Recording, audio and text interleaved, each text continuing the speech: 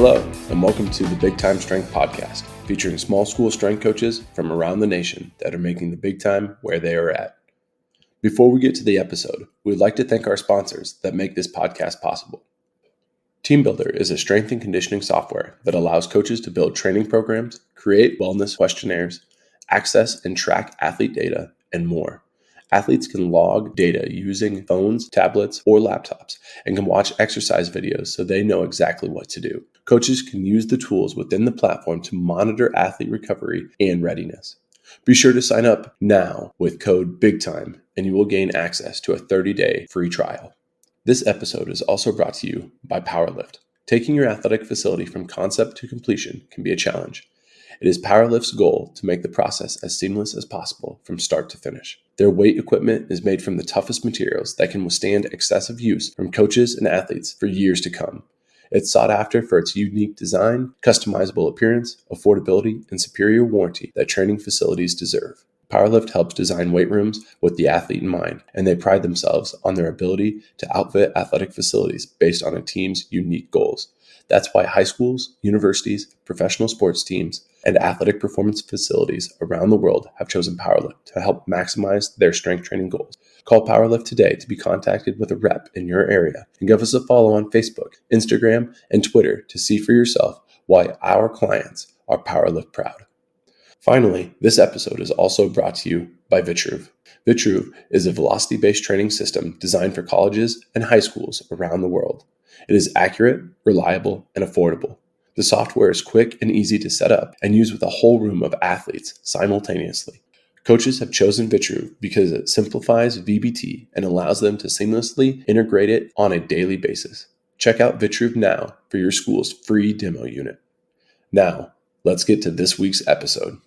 Super excited to be here. Just thank you guys all for coming. I think it's great to kind of connect the coaches across the state, ultimately with the goal of serving our student athletes. I think Joe said it yesterday, but again, that's always what it comes back to is your athletes and your kids, and that's why we're here. That's why we do what we do. And I don't know how much there is to be said at the end. It feels like, you're supposed to put the opener before the headliner, and I feel like we flipped that here. You don't want to hear Mary Had a Little Lamb after hearing Beethoven. But we'll get right into it. Just some people I think it's super important to acknowledge. I think any good coach is just a reflection of those he's surrounded himself with, the circles that he's in. I was fortunate to go to Farmington High School in Minnesota. Any of you guys who know Scott Meyer up there, Farmington Power on Instagram and Twitter and all that, but he does great stuff, and so just to be his athlete as a high schooler was a great experience for me. Really set me off to the path that I'm on today. And then after college, I had a chance to work at a high school in Minnesota with Ryan Johnson, and he did a great job of just connecting me actually to Dave Jenkins, and that's how I ended up where I am today. So long list, and it's not complete. There's plenty of other people that should and can be up there. But again, that's kind of who has made me who I am. To kind of bring this whole conference together, or kind of to put the stamp on it, I think we've gone over a lot of sets of reps. You've learned from some of the best speakers that we can bring in the state. But I think it's kind of now, how do you put that all together? How do you do what you do? And the thing that comes to mind is load management. So load management now in the NBA is a big term, or has been. We're feeding the cats everywhere. All that stuff is becoming more and more prominent. And for one player, one person, load management was never an option. For him, he played through broken nose, broken finger, food poisoning, all sorts of ailments. And there was a big reason for why he did that. He was asked once, why do you play? 82-game season, playing almost every minute, every night of the games that you have. And his reason was very simple. And he just said, I'm playing for the kid who saved up all his money to sit in the nosebleeds and to watch me play tonight. He's like, I remember being that kid, and that's why I am here and why I'm doing what I'm doing. And how I bring that back, that's Kobe Bryant. That was his statement, that was his quote. That's why he didn't want to be managed on load and tried to play anytime he could. That's a pretty strong why, in my opinion. That's something that doesn't change, okay? You can be in the playoffs. You can be the first seed, 10 games to go. It would make sense to not play. It would make sense to rest, get healthy, be ready to go for the playoffs. But there's always going to be that kid up in the nosebleeds who wants to watch you play. And for me, that hits home because for me, I've been at Missouri Valley for 3 years, and we've won 3 football games. I'm one of the football coaches, haven't had a ton of success. And for me, it would be super easy to kind of walk away or not want to coach if my why was to win football games. If that's why I was there was to win football games, that would really be a challenge for me, okay? It's hard to get beat. It's hard to lose Friday after Friday, and it makes those wins that much more enjoyable. But that's kind of why I'm passionate about that. What I want you guys to think about tonight or today as you kind of leave. Simon Sinek, if you guys don't know me, has a great TED Talk. It's called Start With Why. He has a book as well, same thing. What he argues is people who are kind of just going through the motions, people who aren't grounded like Kobe was in that why, kind of just start with their what. They say, what do? We're all strength coaches. We create better athletes. That's what we do. How do we do that? Well, I run the tier system. I'm a 5-3-1 guy. I'm a you name it. That's my program. And then you say, well, why do you do what you do? Why do you create better athletes? Why do you run this program? Well, I like strength and conditioning. You know, I love all that stuff. I love the X's and O's. That's why I'm here. What he argues we need to do is flip it. He says Apple, Google, all those successful companies and corporations, that's what they do. They start with their why, their belief, their mission. They're grounded in something. And so my question to you guys, as you kind of think about all the things you learned this weekend, why are those things important? Why is it important to get a kid faster? Why is it important to get a kid stronger? Why do you want to do that? For me, I got 3 whys. And that's kind of what we're going to use to go through the rest of this. I know it's snowing, so we'll try to get you out of here in the next 30 minutes or so. But my number 1 is better people. Okay? I want to create better people. If I do nothing else, if I don't get you stronger, if I don't get you healthier, whatever, at least you can leave my program hopefully as a better person. You can look at some of the things I have on the PowerPoint, but really those soft skills, I think of integrity, responsibility, leadership, employability. Are you a better person for society, for the world? My second thing, and it's in this order, would be lifelong fitness. I want you to be healthy for a lifetime. Sports for all of us are going to end, whether that's at 45 like Tom Brady or 18 as that high school kid. They're going to be over at some point. And I want you to be able to be healthy. I think being healthy for a lifetime requires 2 things. I think you have to have the education, the mental knowledge of how to be healthy. You got to be able to have some type of understanding of what I need to do in the weight room, what I should do, in X, Y, or Z to maintain a certain level of fitness. And then obviously you have to have a physical capacity. Can you do the exercises? Can you do those things? And then last, obviously, the goal of better athletes. So bigger, faster, stronger. Simon Sinek quote is, people don't buy what you do, they buy why you do it. Again, that's where we're going to kind of sit with everything. I think as we kind of move forward, if you haven't read this book by Jocko, it's a great book. I think it kind of helps you reflect on your leadership style and some of the things that you do. But I'd highly recommend, and I think it kind of is a great way to take ownership of your program. In my opinion, everything that happens in your program is on you. If you don't like something, you need to fix it and find ways to do that. I think the number 1 thing, so those are my 3 whys. So I want to accomplish these things. I want to create better people. I want them to be healthy for a lifetime, and I want better athletes. I don't think I can do any of that without first establishing relationships. 2 quotes I love are the one I already said, and then people don't care how much you know until they know how much you care. Maybe cliche, but I think it's fitting. I think the first relationships, none of these are the most important, but I think ones that matter will be the relationship you have with your coaches, developing that. Some of you, a lot of you in Iowa are coaches already, or one of them. But just be their assistant, help them in the ways you want. Your weight room and your program is going to get better when those coaches are bought in. The best success I've had with a female program is our volleyball team, and that coach was in there every day this summer. So that just went a long way in terms of that, and then our football coach was super supportive. But those are the 2 groups of athletes that have got the most time in the weight room and done the most things.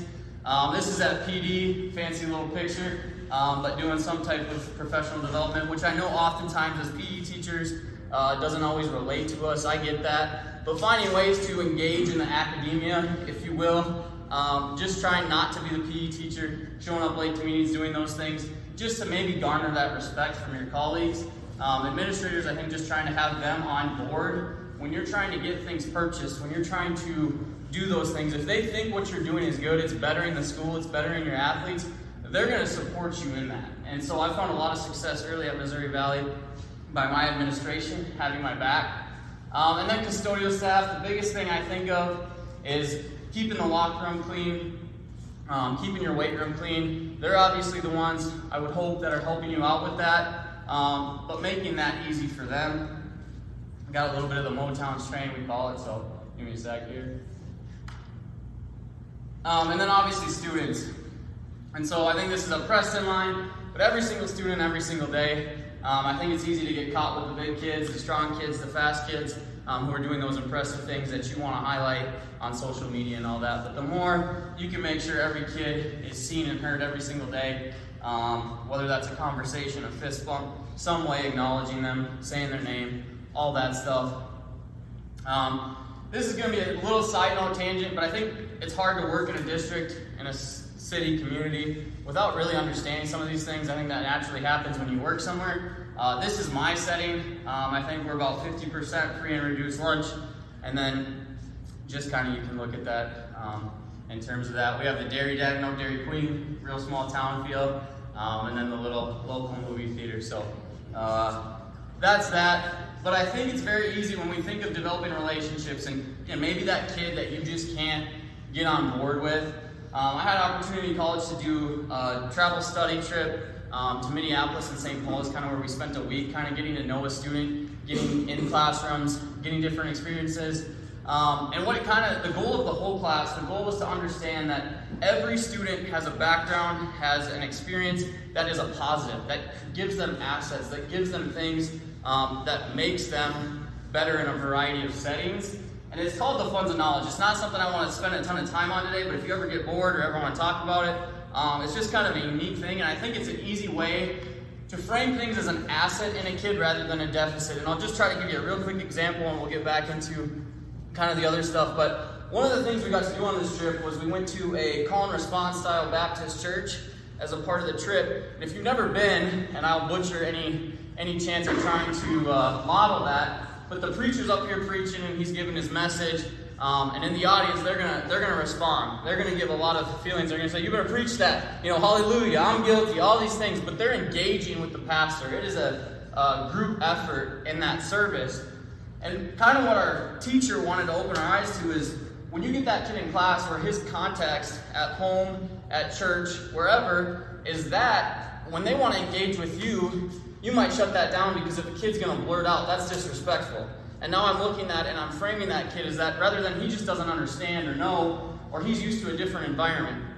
I think another thing you could look at is a socioeconomic status. So you could say, this kid comes from a poor family, blah, blah, blah, doesn't have whatever, maybe the support you would hope they would have, or whatever the case is. But what responsibilities, what skills are they learning? Maybe we have some students who have to stay home and watch little siblings. They're developing some responsibility. Do they have to support financially for their family? Now they're learning how to balance responsibilities. That's a positive. That's an asset that they're learning. They're ahead of their peers in certain ways, and that's not to put down peers opposite of them. But just thinking about how can I use some of the information I have and build upon that skill that those kids have. Kind of moving forward, switching gears. Pick hills you want to die on. During homecoming week, there's times where we had roll out the red carpet day, so I have all these girls in prom dresses. That was a day where I'm not going to waste 15 minutes with these kids getting changed and doing all that, so we work around it. You have all those activities during the week anyway. I think it's every period of the week. We got a different day where we're doing some type of egg toss. We're doing all these little games, so you're already losing class time. But trying to use those situations, like we got kids dressed as farmers, we were doing farmer carries that day, kind of embracing that. That wasn't a hill I wanted to die on that day where you have to change today. We got to get better today. There are times and spaces for kids to be kids. Here is kind of going off of that, but it kind of ties into everything. So we were, this was before we ran. This is literally blob tag. It's probably an elementary game. But the kids are running around, they're getting warmed up, they're doing what I need them to accomplish before we sprint. They're getting their bodies going, and a kid who's running around actually engaging, I think you see a kid jump by the bleachers here in the bottom, but he's getting a lot more out of that than sitting there and giving me an A march where he's going to do this. And it was also just class-wide. It built a lot of community within that class, and so I think don't be afraid to have fun and accomplish some of the things you're wanting to accomplish. I think being your students' biggest fans, I think this is very common, very prevalent now, but a simple thing like an athlete of the month, lifter of the month, whatever you want to call it. Canva is a great resource for that. I know tons of coaches use it. Taylor Moon, one of my buddies from college, is up at Minnetonka High School, and he loves to be the camera guy. So he's going to all the students' events, athletes' events, those things, taking pictures, and just kind of promoting them and get some good action shots of them. And so those kids love it. Those kids are embracing that, and that's one way he's just continuing to serve them and build relationships with those kids, which kind of ties into the next thing. Go to events. Try to avoid only ever going to athletic ones. Go to graduation. Do the things you can. So that's kind of, we got to have relationships if we're going to do that. And if we get into number one of my why, it's better people. This is a Simply Faster article kind of rubric. I'm sure some of you use it. I think how you grade, how you do that is up to you. You know your situation, your setting. But I think some things you can do, when I think about trying to make somebody employable, I have to be consistent with expectations. They got to show up to work at some point in their life on time. There's certain policies they're going to have to follow. If they're not performing or applying a certain effort, that's also going to be a limiter in their future life. And dress, I guess we picked the right field when it comes to dress. We get to wear shorts, or if you're somewhere else, you get to wear jeans on Friday usually as a teacher. But that's kind of just some things I think you got to be consistent across the board with just expectations. I think that's number one. If you look, it's probably not the biggest or best picture, but that's a picture of our weight room. We have 10 half racks, so they're going to face each other, which I think can get awkward for the kids as they're squatting, just looking at someone in the face. But one of the things I try to do is one side of the rack is going to be my upperclassmen, so my juniors, my seniors, and then the other side is going to be more of my freshmen. And when I think about leadership as a skill, as something we need, I try to teach my class that you are a rack. You work all together. You're responsible. You have to take ownership for the movement, for what's happening at that set of four. My upperclassmen generally have been around long enough. They know some of the things, the expectations. And when there's 20 kids in the room, 30 kids in the room, my hope is that when you see something not going right, the form is incorrect, whatever the case may be, a safety thing, you can help me out. You're another set of eyes. You're another coach for me. And then hopefully instilling some of those leadership skills that we want. I know some people go on the clock in terms of sets and reps, and what I mean by that, if you don't, basically they have a system set where every minute and a half, partner one's going set one, partner two's doing something else, and it rotates. I don't have a good enough system to do that. Not that I couldn't, I just haven't got the skills or maybe the personality to do it. And so I try to give them a time frame. Our A1 and A2, you need to have done in the next 12 to 15 minutes, and then give them updates on time. Sometimes we'll use some BBT stuff, and so I can see and kind of monitor how long since their last set. I know Tony Stewart had said last year at the same conference he uses probation as kind of his thing, and so if you see a kid who hasn't touched a weight in 3 minutes or whatever, you go stand at their rack and let them know you're on probation until you guys get it going and pick it up. So that's another kind of idea. But do you balance and structure? Do you create space for them to be responsible enough to get the lifts in? And again, the last thing I would say about kind of that stuff is I think it's hard for me, again, without a great system, to teach and coach kids if I'm always focused on sets and reps. And there are times when I've done that because the class has got so off. Okay, set one, go, and then I'm just monitoring that. But otherwise, I'm trying to instill that in the kids. I think another thing for better people is just being vulnerable. Even today, standing in front of you guys, I think there are pieces where it's like, I don't know that I have all the answers, so I'm hoping you guys can gain something from this. But just whether it's something as easy as you see a kid already yelling and it's not good, and that's on you. Like, that's my bad. I didn't teach you. I think Ken said it last night, but he was just saying, that's on the coach. You want to flame the kid for not doing it right, but really the coach didn't hold the standard. And so there's times where just being open and honest with those kids, I think it's super important for them to realize we're all humans, we're going to make mistakes, and help them kind of build that skill through life. Again, it goes back to your why. The little thing, the Dunning-Kruger effect up there, the more you start to learn, the more you realize you don't know, and always kind of feel like I'm at that spot. I think the soft skills, so that was one of the things we're trying to build. I think good PE is going to accomplish almost all of these. Your work ethic, you have to show up, you have to do certain things if you want to succeed in the class. time management I was just talking about. You got 12 minutes, you have 4 sets. That's on you to kind of work through that. Critical thinking or problem solving, you'd be amazed at the things the kids can teach you. One simple thing for us, our weights are kind of a hodgepodge of random plates and stuff, but we have some with holes in them, and so we're doing chin-ups, and this one kid, I'm like, I want you to use weight, and my system was not good. I think kids were grabbing dumbbells between their feet, just a lot of random things. One day this kid, I look over and he's got a band and he just put it through and put it on like a backpack and started doing chin-ups, and I was like, that's how we're gonna do it from now on. So just thinking that when you give kids problems, you give them situations, they're gonna figure some of those things out. So again, I think good PE accomplishes all of this. I think this is just one little game. We'll play here real quick and I'll talk you through it after. Rock, paper, scissors, shoot! Probably get the idea. But basically you're playing rock, paper, scissors as a team. The goal is to get everybody else on your team. If you want to get all, try to put the stamp of a standard on it, you're working to change a direction, you're excelling, you're decelerating, whatever. But basically 2 teams line up. All this team needs to be on the same page, so you're doing rock, paper, or scissors, and then the other team does theirs. If you win, you chase. If you lose, you run. Try not to get tagged before you cross whatever the boundary is. If you get tagged, you end up on the other team again, trying to get everyone over there. But we talk about communication, leadership, all those skills. You have to communicate as a team because everyone has to be on the same page. If you watch this, they don't. There's 3 kids that stand there and don't know which way they're supposed to be going. So somebody was wrong. All of a sudden now they're going to take off. Oh, wait, we were what?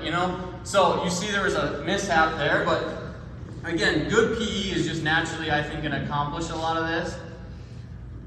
Next thing, so kind of getting away from better people. You could probably talk all day on that. So lifelong fitness, I think Slow Cook, you've probably heard this all weekend. Great book. Again, I can't stop referring to people who know a lot more than me. But I would highly suggest that if you're just looking for a system, for some ways to kind of progress students. And at the end of the day, sometimes I think students just need more practice. I think this video is the epitome of trying to teach a kid to hinge or RDL, so we'll just let the video speak for itself. I'm going to be your instincts. Kudu will be your instincts. Don't do anything. Don't try, sir. Don't do it. The less you do, the more you do. Let's see it pop up. Pop it up. That's not it at all. Do less. Get down. Try less. Do it again. Pop up. Nope. Too slow. Do less. Pop up. Pop up. You're doing too much. Do less. Pop down. Pop up now. Stop. Get down. Get down there. Remember, don't do anything. Nothing. Pop up. Well, you got to do more than that because you're just lying right out. Looks like you're boogie boarding. Just do it. Feel it. Pop up. Yeah, that wasn't quite it, but we're going to figure it out there. Let's go surfing. Come on. Everybody's learning how. Come on, the weather outside. I'm going to be your instincts. So again, I think that's just a very good portrayal of trying to teach a RDL, trying to teach a hinge. And again, I think at the end of the day, sometimes you just got to let them practice a little bit, obviously within the confines of making that safe for them. In my opinion, I know Twitter is going to go crazy. Everywhere's crazy. You should only do unilateral. You should only squat heavy. You should only do this. You should only do that. My opinion, I know kids who come into class and they tell me, hey, my new deadlift max is 600. And I'm like, well, we don't deadlift, so I don't know where you did that. But obviously, there's gyms and places that kids are going to go. And I would much rather not have kids look like the little meme or the GIF or whatever you want to call that up there, and know how to do it, because my number one goal above being a better athlete is going to be lifelong fitness. And so again, I'm not telling you we deadlift because we don't. We RDL. But occasionally we'll back squat. We'll do things because I would rather them learn, if they're going to do that for the rest of their life, to be competent in it. And I would like to think I can help them more than they'll find from TikTok or Twitter or wherever they're going to look. And so kind of my goal there, again, is going to be lifelong fitness. It's important to me that they have the physical competency to move in ways that I know they are going to anyway. I think the education piece is kind of maybe broad or hard to define, but I think I have a buddy in Buffalo, Minnesota, who does Whiteboard Wednesday, so get on his whiteboard, create a quick little Instagram reel, and then just kind of give them a quick 30-second tidbit on something about an exercise. I think your daily interactions that you have with your kids, you probably have a chance and opportunity to do that as well. And again, don't need them to be a sports scientist, but hopefully if they walked into a gym, they would have an idea of understanding of just some general things that would be good for me to be healthy for the rest of my life. I think the last thing is programming, and again, like I said, I don't think there's anything here that's earth-shattering or groundbreaking, but I think when it comes to athletes, doing no harm is probably one of your number one jobs. Joe Ken hit that home great yesterday. Their job is to be an athlete, to play their sport, to do that. If you're getting in the way, getting them hurt, which we go back to balancing the lifelong fitness. Like I said, I'm not going to back squat a kid who I don't feel is appropriate or able to do that. We'll have checks and balances kind of there. Programming, I think the easy one is to do things that you feel competent in. The second you start doing things because they look cool, because you want to try something new, because you're getting bored, is probably when you get into a bad situation. I can't coach Olympic lifts. We don't do them. There's multiple reasons for that, but I know, number one, I just can't coach it well enough to do it. One thing that I think's kind of been touched on, maybe just different language, but I like to think of your programming as something as like a triage unit. Any of you familiar with the medical world, they're going to triage patients. If you work on a triage unit, you're going to say this person is in cardiac arrest. They're immediate, life-threatening. We have to treat this patient. This is something we cannot skip. We don't need to worry about the person with the headache over there because this is something we have to take care of. And so you see the levels kind of progressing from things you can't skip, things that have to be done, to things that are And so when I think of that in an athletic triage for us, as you work down, I kind of gets a little more broad. But I think number one, the things that we're going to do, we have to do, we can't let them go. If you want to use that example, would be any max velocity stuff. I'm trying to improve the engine of the athlete. I'm trying to make them faster, jump higher, be stronger, all of those things. And then as you work down, kind of getting to the bottom there, those things that you want to try with that. We have early outs on Wednesdays, which is usually a good day to kind of, if I want to get lost in the weeds or try something new with the kid, that's a good day for it, because we're not going to do anything crazy that's going to change the kid that day anyway. Last thing about that, I would say how you do these, if you wanted to use an example, if you're going to treat a headache with Advil or Tylenol or fluids, whatever, but you're going to treat it in some way. So how you get there can change, but for me, I have to, and I'm going to do these things. Often for sprinting, I think again, Ben had a great presentation on it. I think everybody, who's touched on sprinting has talked about this. Sprinting in different ways, multiple directions. You can race, curve linear sprints, multiple starts, acceleration, deceleration, all those different things that you want your athletes to have and hit on. Two great resources, in my opinion, they've really shaped my thoughts on sprinting. One of them reminds me a lot of Schmarzo, some too smart for me to understand, the one by Dan Cleather. It takes a little bit of time to kind of process that one, but I think Joel's is pretty straightforward and just some good stuff. I think when it comes to agility, change of direction, I think small-sided games are great. I think essentially when you're talking agility, change of direction, you're attacking space, trying to react to space. And so Max, I think, even touched on this, but you're trying to just get kids in environments that require them to do that. I kind of think the same thing of like sprinting and form and mechanics. I'd rather put a constraint or something there that the kid has to do it. I'm not the best sprint coach. I'm not going to coach a kid. You have to have all of these certain things, knee drive, all those things you would talk about. I would rather put a wicket up if I really wanted to work on that. But you could even argue if we got in the weeds that, is for a team sport athlete, is form always that important, or could it actually be a detriment to the speed in their sport? I think tag is one of my favorites, and the reason I like tag is because you get rid of the coordination aspect. When you have athletes of all genres, which I do, a freshman girl all the way to a senior boy, if we're trying to play a game with a ball and they don't have coordination, every kid can run and change directions. Not every kid is going to be able to have the coordination necessary to make it a game where we can compete and compete well. Great resource. It's probably everywhere at this point, but Tony Villani from XP Sports, if you haven't checked out his game speed stuff, I would. And then Want to Teach PE, the book, and a Twitter, I think that's literally a Twitter page, has a ton of great games and stuff for that as well. So hopefully that's a resource you guys can use and check out. This is just one game we'll try to play. But you're on a figure eight and you're just chasing and being chased. I think there's a million different games. I think Preston has a million Kickstarters, things like that. I have a bunch of other ones, and these are all things I've got from somebody somewhere along the line. So again, you're just staying on the tracks. You got to race your partner, or catch your partner. Jumping, this is the resource I would recommend for jumping, but I think it's very similar to any program you would use or do. I think jump on 2 feet, jump on 1 foot, jump in different directions. I think it's been said again this weekend, but give students a mark, gamify it, find a way to measure what you're doing to kind of up the competitive aspect or them wanting to do so.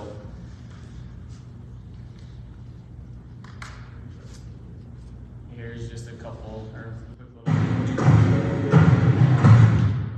For me, the biggest change I've made recently is not trying to use any hurdles, anything like that. If you look at the difference in skill level with these kids, there's a lot of difference, and I would spend 6 years trying to put up hurdles if I had them. And so trying to coach kids with what you want, cueing them how you want, just takes away the headache of having to try to manage, again, this many different skill levels and athletes. And then, same idea here. I think the volleyball lines are great. You can turn in all sorts of different ways, directions, hop on 1 foot, all sorts of stuff. Just getting in a bunch of contacts, I would say those are more of your expensive work that we like to try to do. When it comes to med ball throws, this is honestly probably somewhere I should get better. One of my favorite things is just to pair them with exercises. So if we're benching, I like to do some type of maybe a floor press with a med ball, maybe lay on your back, launch it up in the air, maybe launch it at the wall. All the med ball stuff we mostly do is high output, so when I say I need to work on that, I need to get better in the area, like seeing what that would look like if you're doing more of a coordination or more of a volume or repetition type stuff. But a lot of our med ball stuff is going to be paired with exercises. If you do some type of hinge, like to launch a med ball up in the air, launch it at the wall, stuff like that, where you're kind of getting both an explosive aspect, if you will, and that hinge pattern, and then also, if you're already jumping or something. Weight room, I think this is all pretty standard. I live in sets of 5 mostly with our barbell work, with maybe our main lifts, if you will. I think the 70 to 85% range is a great place to be. If you have VBT, I think that's usually 0.3 to 0.75. Preston and I talked about this not too long ago actually, but when it comes to dynamic work, I think you can kind of argue what is dynamic work and all of that, but a lot of our stuff that I'll try to do, if we're going to be dynamic, I would rather it be sprinting, jumping, med ball stuff, just because I don't think my kids are advanced enough or strong enough to really need a trap bar jump or those things. I just don't think where we're good enough for that really. I think one thing I've tried to do a lot is to add the variety. If you get bored with your system or your program, I think it's an easy way to add variety when you get to your later tiers, if you're on a tier system, or your hinge pattern. If I'm going to do dumbbell swings or dumbbell RDL, that's a good time to add that difference in, rather than trying to change your main lifts all the time. I think ultimately though, if you consistently you determine what this looks like for you, you determine your system, you determine what's important to you, what do we have to do in our program. But if you consistently do this across the course of your athletes' careers, I think there's no way they don't get better as long as you consistently give them that. So that would be my piece to you there. And then last, kind of being this is my 3rd year at Missouri Valley. Investing in your middle school program I think is huge. A lot of the pushback, if any of you are a new strength coach at a school, initially the culture and the change in the program from one to the next, one's not right, one's not wrong, but everything's always going to be different. You're a different coach, you're a different person, different philosophy, and sometimes that change is hard, especially for your upperclassmen. At some point, they just have to graduate, and your middle school kids are going to be in high school, and now that's all they've ever known. That's what you do in strength and conditioning. That's what you do in weights class, whatever you call it. So that would just kind of be my advice to you there. And I think every year it just gets easier and easier. Kids get more and more used to that program. I think last, so if we talk about Simon's Golden Circle, you got the why, the how, and the what. There's a lot of gray area, I think, when it gets to the what. Do you ever know if someone's a better person? Do you know if they're healthier? Do you know if they're a better athlete? Better person, I don't know if you'll ever know. We've all had maybe that time where you get that email from that kid and you know, Mr. Graham, thank you so much, I never realized blah, blah, blah, or whatever. And maybe those little times where you see an interaction, you're like, that's different than it was last time. Maybe we are actually making a difference. Maybe the things we're trying to promote are getting to them. But you might not ever know, but I think the thing that I do is when I lay my head on my pillow at night, it's did I do everything I could? How does my conscience feel about what I've done? Like, did I have the interactions I wanted to? And I think every day you're gonna fail in some shape or form. I could have been better there with that kid. I could have said something more encouraging, whatever the case is, but just kind of keeping that in mind. I think a healthier person, a couple quick little assessments, if you will. I try to, especially near breaks when we kind of don't have a rigid thing that we have to do, is kind of let the kids pick their exercise for the day and see if they have any understanding or comprehension of, you know, what we're doing. You know, you get this template, you pick the exercises you're gonna do. If you're really brave, you could scrap it all together. I don't know how that would go. I think Ben was talking about it earlier today about having kids use phones and record each other and see if they're doing that acceleration stuff. But when you talk about having kids demo maybe, or can kids warm up, if you have a certain warm up that you do frequently, do you have those kids at the racks together where they're teaching that technique, and then how can you incorporate that technology and have them demonstrate technique if that's really what you're looking for. And I think this is kind of the same idea here. Can they physically do it? So they're kind of paired together. But you know, I think Max talked about it in his breakout today. You know, we can see things as a coach when it's right. We just might not know the physics or the deeper part of it in there. And then better athletes, this is maybe one that's a little easier. These are some of the things we test, if you will, but they're really just built into the program. If you're running a flying 10, you're getting data on a kid. If you're jumping, you're getting, you know, on a jump mat or whatever you use, you get that data. I just think those should all be built in naturally, and then we can argue about whether or not those are transferring to sport. Are they really actually a better athlete because of that? I don't think I'm smart enough to tell you all that. As we kind of wrap up and we get you out of here today, I think the biggest thing I hope is that you can kind of find that foundation, like I started with and said, my why is what drives me, what makes winning 3 football games in 3 years something that I can stomach and something that really doesn't faze me because of the long-term goals of what you're trying to do with kids and with your athletes. And so if you haven't really thought through that process or maybe that golden circle, I'll just encourage you to take all the program, all the information, all the good stuff you got this weekend and kind of synthesize that. So that you can know where you're grounded and what's going to hold you where you are. But with that, I mean, I don't have anything else. That's my contact. Like Preston had already said, really appreciate you guys coming out and just kind of trying to make Iowa as a whole stronger. So, thank you.